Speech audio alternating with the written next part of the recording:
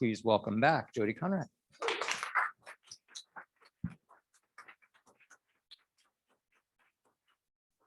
Thank you, Steve. Good morning. As we talked about what to share here, we just wanted to kind of get a chance to share some of the things that we've done over the last 20 months that have worked for us, in case any of those things can relate to you guys and you can apply them in some way to help the business. And I've also accepted the challenge to try to get through this without any references to Drake or pivoting. So we'll see if I can successfully achieve that. So just for those of you who aren't familiar with Fazoli's, because we're still a pretty small brand, we were founded in 1988. We are headquartered in our hometown of Lexington, Kentucky. We have 220 restaurants across 27 states. So we don't have deep penetration in very many markets at all, because we are pretty spread out. And about 3/4 of our system is franchised. So the company still owns a good stake in the system, but the majority of our business are run by franchisees. You know, how we really win in the marketplace, obviously as a restaurant, it starts with really great food. And that's in our case, really, that's something that our CEO has been with the brand for 13 years, which is really unusual in today's environment. And one of his first focus areas when he came in was really redoing all of the food. And we've just continued to work on it for our core menu to continue to make things better there. And then also LTO items play a role for us, obviously, as well. We do about 4 promotions a year. So it all starts with having great tasting food, or like you're not a viable restaurant chain. Compelling value at different price points has also been important for us. Our guest base, you know, a lot of them are really value seekers. And so we have value at a lot of different price points, whether it's low price entrees, a lunch special, a family meal. So we can have something that really works for guests for a lot of different occasions. Also, our digital and off-premise presence was important to us before COVID happened and has been doubly important, obviously, since then. And enhanced service. We actually deliver food to the table for dine-in business. We serve our food on real plates with real utensils. We do fresh grated Parmesan tableside. So we have kind of another extra layer of service that we provide versus a lot of other QSR chains. And then lastly, of course, is our signature garlic breadsticks. They are delicious and they are also unlimited when you dine in. So that's another part of the enhanced service that we provide. So our fiscal year ends in March. So in beginning of March 2019, we were getting ready to finish a pretty good year. Things were going pretty good. Then, you know, holy shit, that all happened. And our sales were down 20 to 30% across our system. And it's like, is the brand going to survive? Is the team going to survive? You know, are we going to have jobs? What's going to happen here? So we were, you know, totally in defensive mode, like everybody was, just figuring out what do we have to do to make sure that we're giving a safe environment for our crew, for our associates? What can we do to make sure that we stay as liquid as possible, not knowing how long this is going to go on? So it was an awful time, right? We were really fortunate, though, in that our CEO, Carl Howard, who I mentioned, who's been with the brand for 13 years, after a few weeks is like, I'm tired of playing just defense. Like, it's time for us to go on the offense again. Like, get back in there and engage with marketing, and let's really kind of like seize the day, because things had gotten pretty quiet in the marketplace. And then what we saw is we actually turned into positive territory again by May, finished May, that month positive, and had a really great year for the rest of the year. So it really, you know, that strategy really paid off for us. And then going into 2021, you know, we're looking at everything, stating all the numbers on a 2-year basis, of course, because of all the craziness. And it's been even better. Our system sales have been up almost 20% on a 2-year basis through 2021. So, you know, how do we do it? Well, we did a million things like everybody did. But the 2 main things that we did that made the difference were really dialing it up on value, and then also increasing our focus on the off-premise part of the business.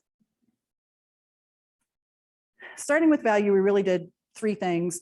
One is a 5 under $5 promotion that we started earlier than we had originally expected. We also added some family meal offerings and really promoted those because everyone was staying home, having to feed their entire family 3 meals a day for so long. And then we also did a lot of surprise and delight and gifting through our CRM plan. But Jason's going to have a lot more interesting information to share on that. So I'm just going to focus on those first two. The $5 under $5 is something that we had been testing for a while before COVID happened. And so as we were looking at what's going on in the market, my CEO and I are talking like, what do we want to do if we're going to go on offense? And it's like, let's move that up. We weren't planning on launching it till later in the year. We moved that up and launched it earlier in the year. We also, the approach to how we created it to test is taking things that were already on our menu, core items that were either already priced at $4.99 or very close to that, and including those like a small fettuccine Alfredo, a small spaghetti, and a double slice of pizza. And then we created some additional baked pasta dishes where the food cost worked for that price point at $4.99 to have a $5 under $5 offering. And then since we launched it in early 2020, how we've refreshed it is for each promotional window that we have, we change out 1 or 2 of the offerings. So there's always something new to talk about. So there's some fresh news in it as well.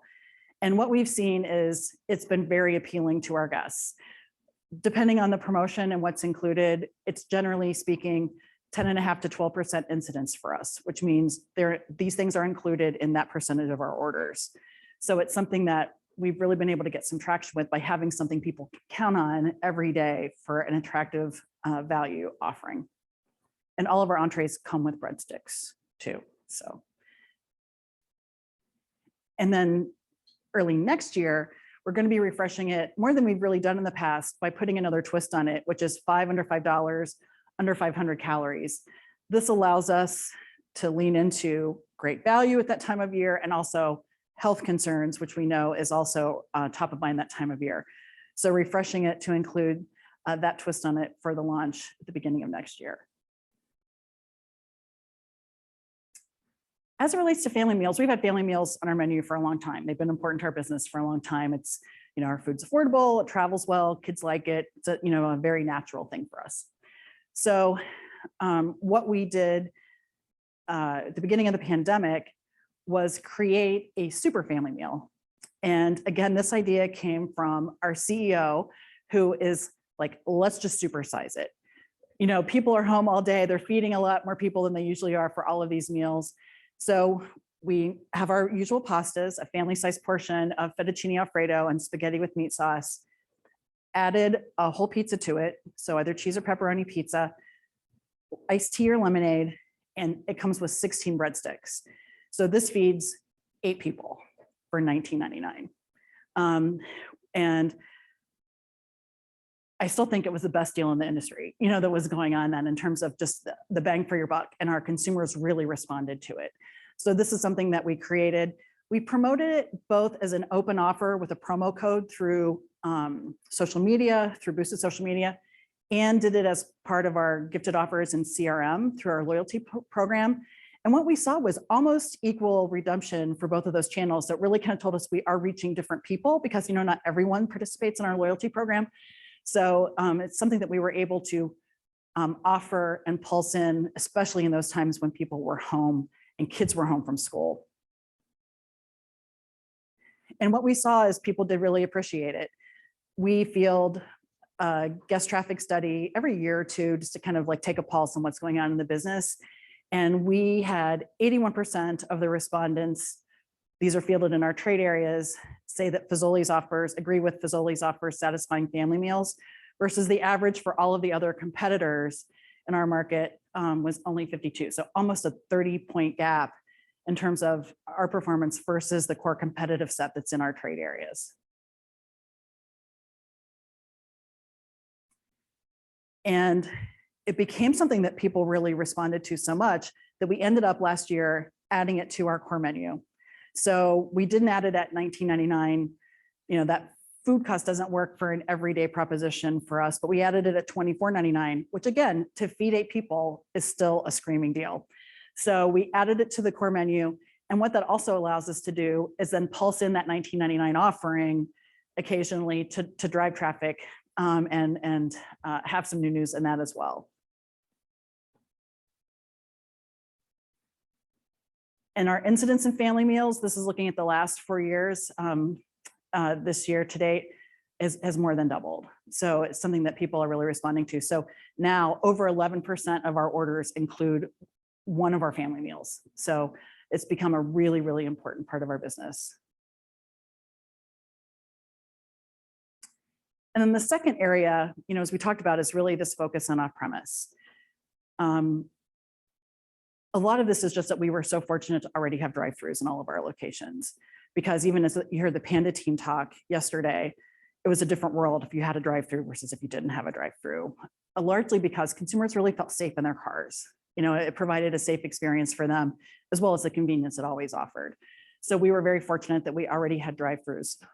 As Steve mentioned, one of the things we did when our dining rooms were closed is, since we didn't have the labor we needed to dedicate to the service there, we redeployed it to the drive-through lines and had people going out and serving breadsticks to people while they were waiting in line. So they could still get some additional breadsticks and make the experience a little better. We also completed something that we'd started rolling out earlier, which was having order takers with tablets in our drive-through, because as the lines got longer, this became really important so that we could get both a better experience. People are ordering with a person, so it's more likely that they're assured that their order is being taken correctly, number one. And also obviously for speed of service, if we can get orders further back in the line. So that's something that we completed that we had already started to roll out. And then catering is mentioned up here, but it really shouldn't be.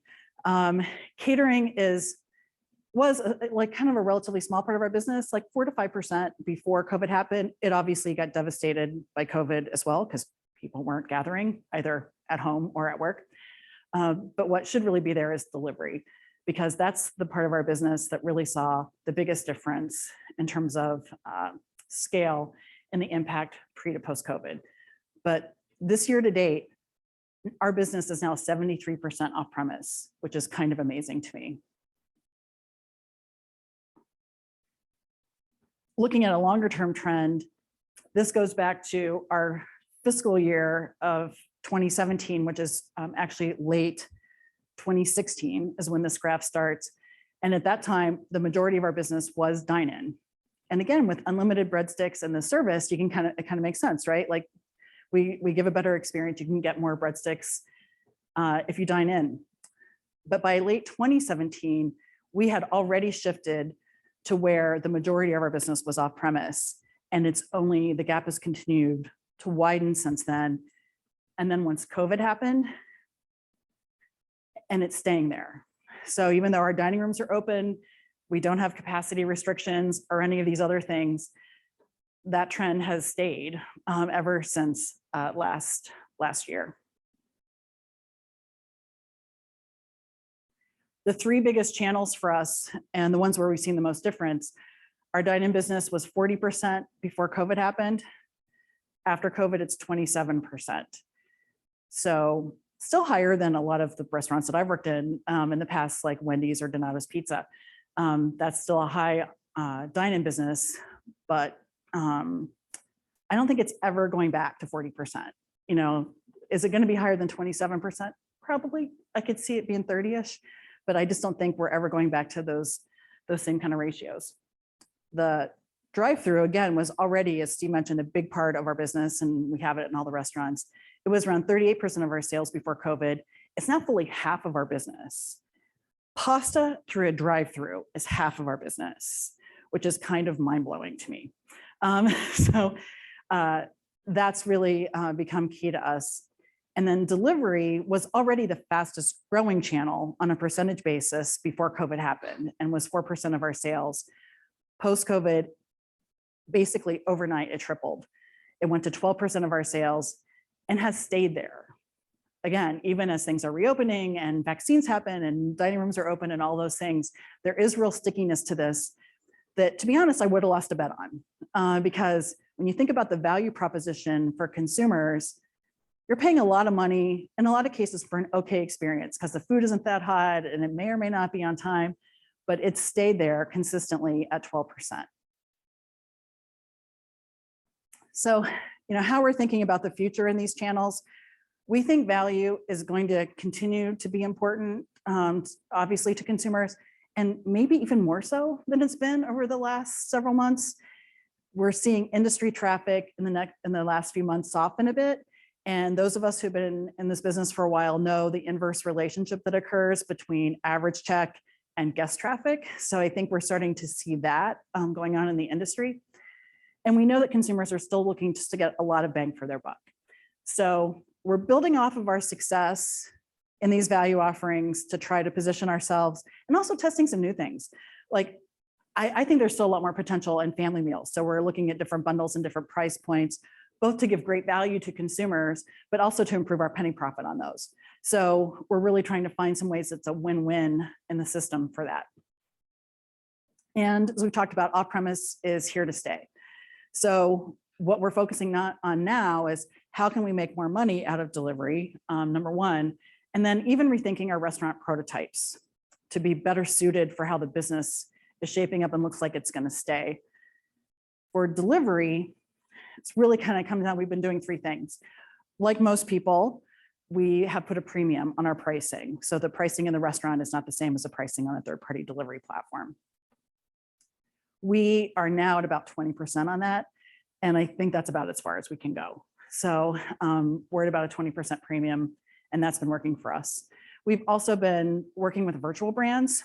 Even before COVID, we added a wing concept. Everybody has a wing concept now.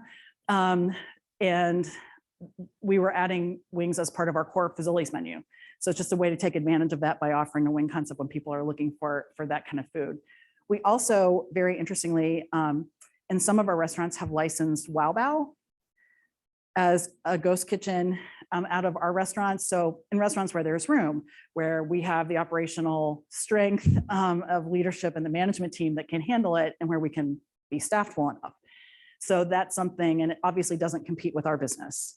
You know, steamed bowels are not, those people are not looking for a big bowl of pasta instead, you know. So we've offered that in some of our restaurants. And then we also began testing earlier this year a mac and cheese concept, Macaroniville. So that's our lobster Asiago mac and cheese. So building on those to try to continue to build volume that way, since this channel has been so sticky. And then we've really rethought how we're doing with the third-party provider promos. You know, it's already our least profitable channel in terms of flow through delivery by the time you pay the fees and the packaging costs and all of those things. And then like, oh, and great, I'm spending a lot of my marketing budget on it now too. That feels wonderful. You know, it didn't make a lot of sense to us. So obviously for new restaurants, we're participating in those to let people know that we're available in those new trade areas. But really for our core business, other than that, other than a few select times of year, we're not doing it for the core Fazoli's business. We're not spending, we're kind of like, let's let that channel live on its own and make its own money and see if it, you know, how it works out in the end. But what we do use those promotional dollars for are those virtual brands, because that's the only place they really live, you know, to get awareness and to get better placement. We also are trying some kind of old school things there, like we're testing a direct mail to communicate our Macaroniville offering, you know, for people in our trade areas. So we'll see, like, don't know how that's gonna work out, if it's gonna be worth it, but trying to find other ways to give credibility and awareness to the brand outside of the third-party platforms. And then looking at, as I mentioned, new unit prototypes. So still keeping dine-in. I don't think that we'll ever, except for sort of like Prep Kitchen or Kitchen United kinds of locations, ever not have a dine-in part of our business, but smaller than the current footprint that we have. And also looking at dedicating lanes, having a drive-through that works for all of those digital orders. So third-party delivery, online ordering, because even our in-restaurant takeout, like more than half of that is online orders now. And then for the future, a lot of you guys have probably seen in the press that we are in contract to be acquired by Fat Brands. So we think this is really exciting for the brand to be part of a restaurant company and have a longer term vision. So we're really focused on what they want to deliver, want us to deliver, is to continue to grow top line sales. So again, this value and off-premise focus to drive that. And then also unit growth. You know, looking at our footprint of 220 restaurants, we still have a lot of runway to build restaurants that are that don't in any way impinge on our current trade areas. So we have the potential to grow this brand to 12,000 attractive sites that we've been able to look, 1,200 attractive sites that we've identified for the future. So that's kind of where we're focused now. And thank you. Thank you so much, Jodie. We have time for questions of Jodie.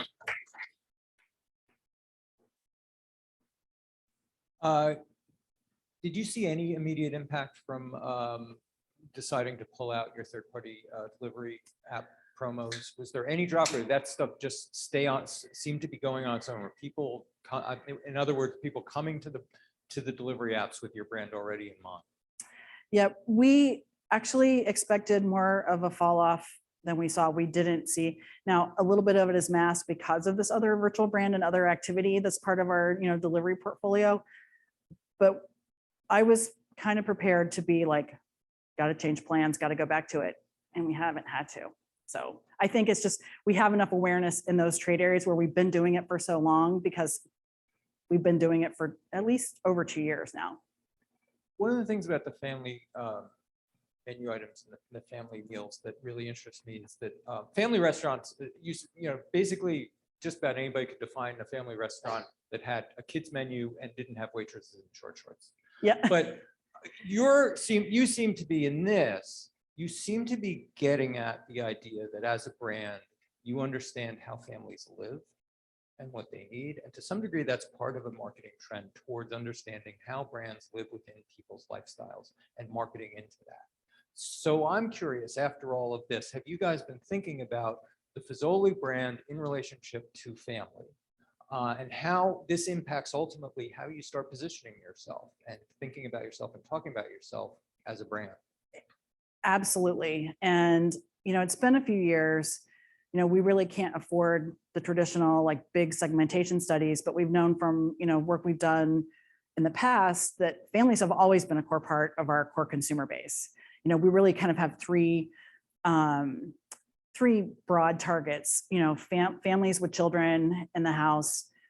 We also do really well with boomers. Now, that part of the business was hurt, obviously, for COVID, because that was the group that was least comfortable, going out to restaurants.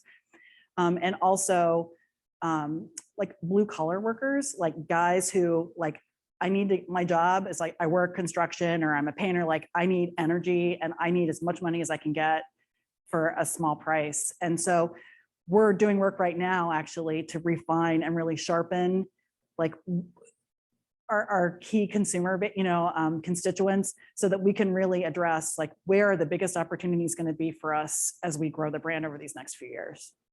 Jodie Conrad, as always, thanks so much. So thank you. Fat Brands is nearby. Is Fat Brands Beverly Hills. It's in Beverly Beverly Hills. So Yeah. you'll be out here a lot.